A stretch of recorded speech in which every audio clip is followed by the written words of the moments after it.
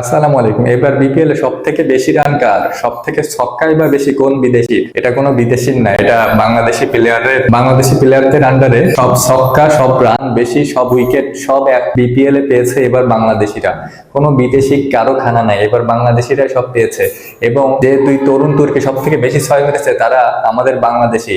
তারা দুইজন কে? পারভেজ হোসেন ইমন এবং তানজিদ হাসান তামিম। দুইজনই মেরেছেন 19টা করে ছয় এবং 32টা করে চার। কি অভূতপূর্ব মিল! দুজনই ছয় এবং চারের সংখ্যা একই রকম। একজন তো হয়েছেন হাইয়েস্ট রান গেটার আর একজন হয়েছেন ফাইনাল অফ দ্য টুর্নামেন্ট। দেখুন, পারভেজ হোসেন ইমন 12 ম্যাচ খেলে তিনি রান করেছেন 395 এবং তার স্ট্রাইক রেট 132 এবং তিনি 50 করেছেন তিনটা। প্রথমে টুর্নামেন্টে তিনি মিডিল অর্ডার খেললেও পরবর্তীতে তিনি কিন্তু ওপেনার হয়েছেন এবং ওপেনার হিসেবে কয়েক ম্যাচ রান না পেলেও পরবর্তীতে কিন্তু তিনি ঠিকই ওপেনার হিসেবেও রান পেয়েছেন। এবং তানজিদ হাসান তামিম তিনি ইনিংস খেলেছেন 13টা, তার স্ট্রাইক রেট 136, একটা 50-র সাথে একটা 100, তাও ফাইনালের মতো মঞ্চে 100 করেছেন এবং তিনি সর্বসাকুল্যে রান করেছেন 356, এভারেজ 27.38 এবং পারভেজ হোসেন ইমনের এভারেজ 139.50।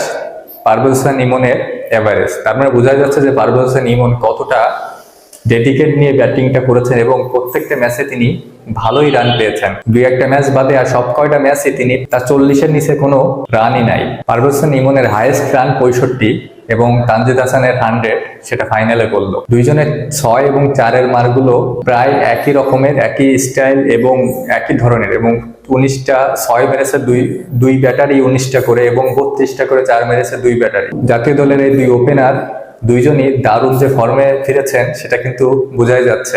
তানজিদ হাসান তামিম এবং পারভেজ হোসেন ইমন, তাদের শটগুলো দেখছেন কতটা নিখুঁত এবং তারা যেভাবে করে খেলেছেন এবং প্রত্যেকটা বল যেভাবে করে টাইমিং করেছেন, তাদের মাথা থেকে পা অবধি যদি একটা সরল রেখা টানা হয় দেখবেন যে একবারে সোজা। এবং প্রত্যেকটা বল মানে আই কন্টাক্ট বলের সাথে যেভাবে করে রেখেছেন এবং বলগুলো পুল করা থেকে শুরু করে হুক করা এবং ড্রাইভ করা, সমস্ত শটগুলো যেভাবে করে খেলেছেন তারা দারুণ দারুণ।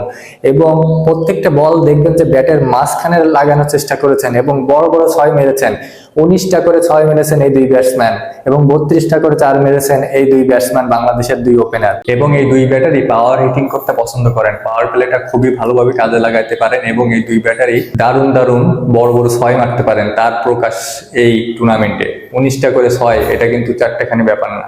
দারুণ খেলেছেন এবং দুই ব্যাটারি আমাদের পুরো বিপিএল জুড়ে মাতিয়ে রেখেছিল।